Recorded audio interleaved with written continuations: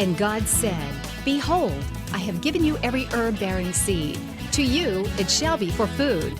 Genesis 1:29.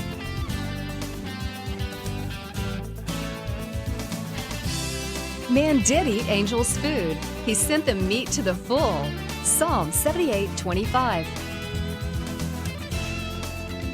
Everyday Manna with Lisa. Hi everybody, and welcome to Everyday Manna. On today's program, we are going to be making, I guess, what most people would consider to be the ultimate comfort food. We're going to be making meatloaf with mashed potatoes, and I'm going to make for you one of Austin's favorite little salads, and we're going to do that in just a few minutes. We're going to get started on our meatloaf first. I do not remember where I came up with this recipe, but it is one of, if not the best meatloafs I have ever eaten. It's full of vegetables, and it's full of just spices and dry mustard, and it's just simply yummy. And I do my meatloaf just a little bit different, as you're going to see. The first thing we need to do, preheat your oven to 375 degrees. Then you're going to use, I've got about 2 pounds of ground round. You could use ground chuck or just plain ground beef. The plain ground beef will tend to be a little fattier, so if you can go with a ground chuck or a ground round, then you're better off. I would not use the extra lean, the 93.7 blend of ground beef, because it will be a little bit on the dry side. So I have ground round today. What we need to do is get our vegetables started. For my meatloaf, we use a combination of celery, carrots, and onions in the meatloaf blend, and just because I want it chopped very, very fine, I've got 3 pieces of celery, 3 stalks of celery. I'm going to just put it in my food processor with the chopping blade, and I'm just going to let the food processor do all of the work, and it gets it much finer than I could ever chop it. I just cut my carrots and my celery. I've got 2 carrots. I just cut them in kind of, about 2-inch pieces, so the food processor doesn't have to work quite so hard. And we just put all that in there. I do the celery and the carrots first, because the onion, of course, is a little bit softer and it doesn't require quite as much work, and I don't want it to become mush. So we put the lid on our food processor, and I always just put my little tube thing in there and then turn it on. It's a little noisy, so bear with me. And you're just chopping the vegetables extremely fine. You want them just tiny, little tiny pieces, as I'll show you here in just a second. You want them just to be really, really small. If you can see that, they're just chopped very, very fine. Go ahead, hold on to the bottom of your food processor so that you don't let the blade fall out. Be careful, you don't want to cut your fingers. Let's just go ahead and take that out for a minute. And just get all of the carrots and the celery out. Don't worry about, you don't have to have every single little bit of it. And then put your food processor back on, and then we're going to chop an onion, and we're going to put an onion in there. And it just adds, the onion not only adds flavor, but an onion will add a lot of moisture to your meatloaf. There are thousands of different recipes for meatloaf. I have tasted all kinds, and I have yet to find one, honestly, that I like better than this recipe. I do not remember where I first heard of this recipe or tried this recipe. I've been making it for years, and it's yummy. I do want to encourage you to try this. Your family will love it, and on a day where it's just like I said, it's the ultimate comfort food. In with our onion, I'm going to add some fresh parsley. I use a lot of fresh parsley. I just think it adds a brightness to your dishes. And just go ahead and put about 1/2 cup of fresh parsley. Italian parsley, the flat leaf parsley would be fine, or the curly leaf, whatever that you have. You could, in this recipe, use the dried parsley, although I don't think it has as much flavor as the fresh, but you could use dried parsley. And then you just chop this up very fine. And I see I've got 1 big piece of onion floating in there, and I think it just got him. And then you want to add the parsley and the onion to your meat and your carrots and celery. And as you can tell, we add our vegetables. This is a great way, if your children don't like vegetables, this is a great way to sneak it in on them, and they won't even know they're eating it, and it's so good. And this way you can chop up. You could add other vegetables that you like. These just happen to be the ones that I like the best in this recipe. You could add a green pepper if you wanted to, if you had one, maybe half of a green pepper. And so to that, that's your base meat mixture. You want to add a half a cup of dry breadcrumbs. You could use plain, or you could use the Italian seasoned ones if you want to. You want to add half a cup of ketchup. And I just love this little tool. You just put what you need to measure out there, and then you don't have any residue, and it just pops it right out of there. Half a cup of ketchup. You want to add 1 egg, and the egg will act as a binder to the meatloaf. So we want to add 1 egg, and one of my favorite ingredients is dry mustard. If you've never cooked with dry mustard, I do want to encourage you to try it. It's not at all like the prepared mustard, like the yellow mustard that people put on hot dogs and things like that. It's not at all like that. It's a spicy, pungent, just a real wonderful flavor, and I love it. And you want to add 2 teaspoons or so of dry mustard. And then you want to add, if I can get my lid back on my mustard here, you want to add about a tablespoon or so of salt. Just add it right into it. And lots and lots and lots of fresh ground pepper. You want to add about a teaspoon and a half or so, and this thing's going to work my arm to death. I have one at home. I have an old-fashioned Turkish grinder. I need to bring that and show it to you. I have an old-fashioned Turkish pepper mill that they originally used as a coffee grinder, but I use it as a pepper mill, and I absolutely love it. It's beautiful. It's about that tall, and you just take it and you just grind the top of it, and it's brass, and I just love it.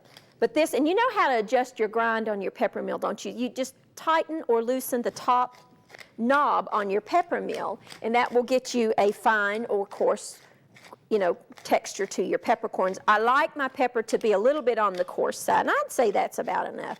I like things hot and spicy, so if you don't like quite that much, you don't have to add that much pepper. And then the best tools that God ever gave anyone are your 2 hands.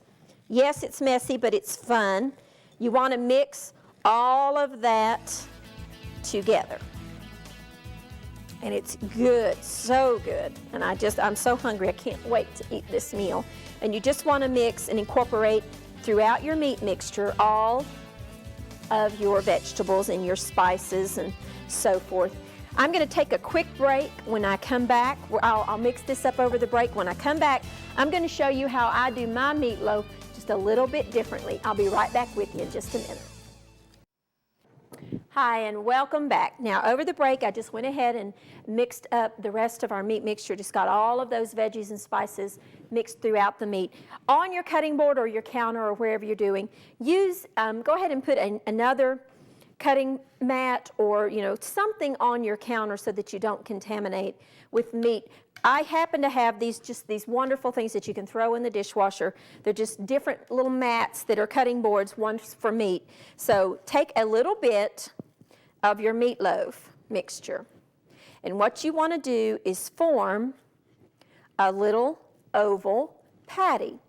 Now you could, if you wanted to, you could make this in one big loaf, but I don't do that because everybody likes the crusty part that forms on the outside of the meatloaf. You know what I mean? Everybody fights over the ends so you can get that good crust. This way everybody gets their own little crust on their meatloaf. I have a sheet pan that I have lined with aluminum foil, and then I have just a cookie cooling rack that I've covered with foil, and I've poked holes in it. This is for draining purposes. If you have one of those broiler racks that comes with ovens, a lot of times you could use that. That's what I use quite often at home. But this oven did not come with one, so we're just going to improvise with a cookie sheet. And then place your little oval patties on your sheet pan and just keep pattying them out. And then what we're going to do is we're going to make a glaze. And we're going to glaze each one of those. Again, get your oven preheated. Mine is preheated to 375 degrees, which is about where you want it. And then just form your little patties and put them on your baking sheet. Meatloaf is one of those things that can either be really, really good or really, really bad. And it tends, sometimes people will overwork their meat. You don't want to overwork your ground beef mixture. It's the same as if you were baking muffins. You don't want to overwork the meat mixture because that does tend to make it tough. Or, if you don't add enough of something with moisture in it, in this case the onion will add a lot of moisture, and of course the egg will be adding a lot of moisture. But if you don't add something to it to give it some flavor, it just doesn't taste good. And you've been places and have meatloaf that's just not very good. Well, this recipe, I promise you, will not disappoint. Like I said, I do not recall where I first came up with this one or heard of it or read it or somewhere. I'm a serious cookbook collector, so I have probably 250 cookbooks at my house, so it could have been, I don't know. I've just made it for years, and it's one of my favorites. You could, like I said, you could add a green pepper to it. If you wanted to add a green pepper, that would be yummy, or a red pepper. You could do that, and I've got to make room. I've got one more, so let's squeeze them together and make room for one more. Turn him sideways. And we'll make one more. And it smells so good with all of the veggies and the onion. I mean, who doesn't love cooked onions in their food? It just adds so much flavor. And then there's your little patties. And 2 pounds will give you about 8 good size, meat patties that you're going to glaze, your little meatloaves, individual meatloaves, because I do find that people, that's what they like, is that crust. And so this way everybody gets their own. In this bowl, I have about half a cup or so of ketchup. And I'm going to add 3 tablespoons of brown sugar. And it adds just a wonderful glaze. And then my dry mustard, and I moved it. And let me find my dry mustard. Okay, they moved it for me and I lost it. You want to add another tablespoon or so. Let me grab a spoon. Hold on here. You want to add about another tablespoon of your dry mustard. A little more. I really like the dry mustard. We'll go a little more. And your brown sugar and your ketchup. Stir all that together. And then we're going to glaze each one, and it is so good. It just forms this, the brown sugar kind of caramelizes, and it just forms this little crust. And with our meatloaf today, we're going to have, the good old standby. If I served meatloaf at my house and did not put mashed potatoes with it, I would just be in big time trouble. Put a spoonful or so on each one, and if you need to make more, you can. And I very well may need to. That's all right. There's no, with this, there's no exact formula. You can, mix up what you need and stretch it out there a little bit. But the brown sugar in this will kind of caramelize and just make this wonderful little glaze for our meatloaves. And we're probably going to have to share a little bit here, but that's okay.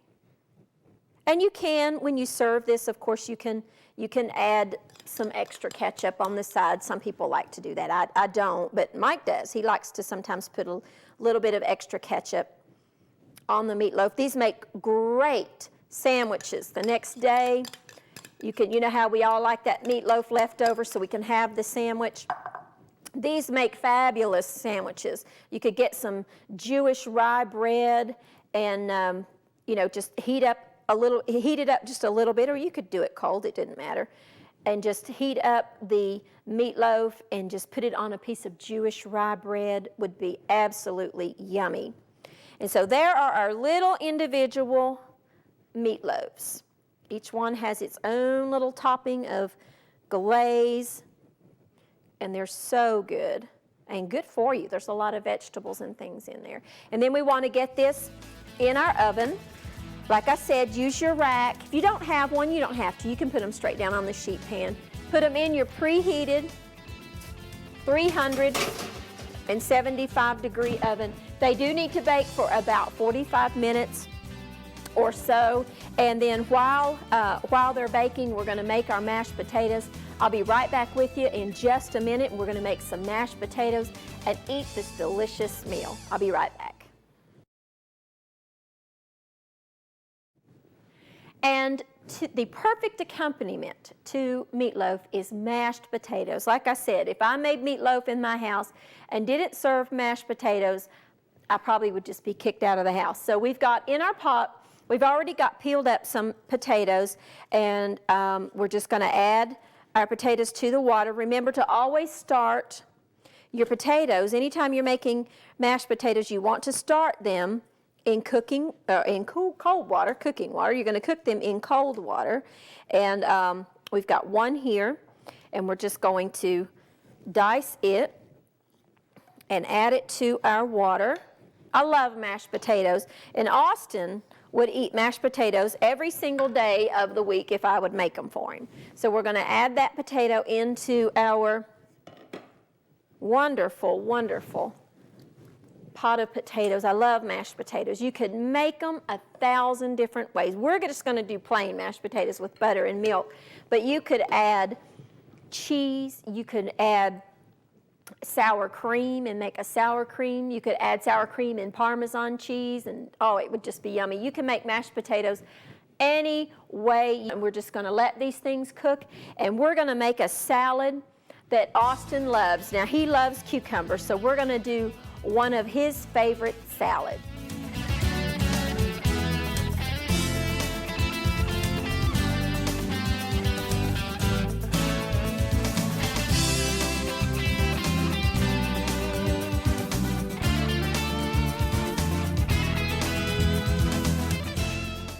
Hey, and welcome back. Now we are about ready to wrap up this meal. Our meatloaf is done, and as you can see, it has this beautiful caramelized glaze on each individual little meatloaf, and they look absolutely yummy.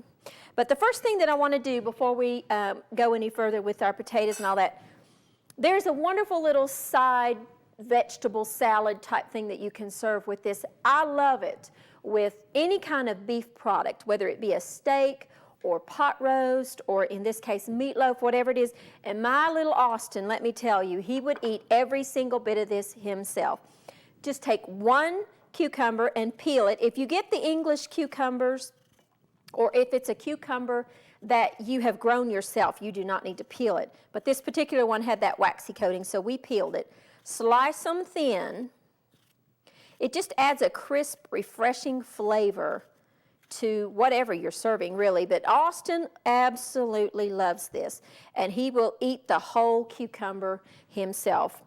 To that, it's very, very simple. Sprinkle it with just a little bit of salt. In your regular grocery stores now, you can get this product, and it is called seasoned rice wine vinegar, or it's just really not rice wine vinegar, it's rice vinegar, and it's the seasoned kind. There are two types. There's regular and they're seasoned. For this, you want to make sure that you add the seasoned. If you don't have the seasoned, maybe all you can find is the regular, you can use that, but you want to add a pinch of sugar. This just has a little bit of sugar added to it. Straight rice vinegar. It's a very, very mild flavor of vinegar. It's not harsh at all, like you would think of a cider vinegar, an apple cider vinegar. It is not harsh at all like that. And it is so good. And Austin just loves this. And I make it for him all the time. And in the summer, my mother grows a garden, and she plants cucumbers just for Austin. And he will eat one or two a day. And then now he doesn't like the pepper, but I like a little bit of freshly cracked pepper over mine. It's a simple, easy little side dish for anything that you're serving. It's crisp, it's delicious, it's wonderful. Our potatoes have cooked and they are drained. Let's put our spoon there. We want to add, quite a bit of salt. Remember, potatoes, they need some salt. So we want to add some salt to our potatoes. They've been drained. We want to add some pepper. I love mashed potatoes. They are so versatile with everything. And, and like I said earlier, you could make these umpteen different kinds of ways. It's up to you. You could add cheese. You could add sour cream. You could add, I've seen people mix them with boiled cabbage. The Irish will mix their potatoes with some boiled cabbage, and it's yummy. I love cabbage, so that's something that definitely appeals to me. I've got a mixture here of 1 can of evaporated milk with about a half a cup or so of whole milk. And I like the blending of the two. I think the evaporated milk adds a richness to the potatoes.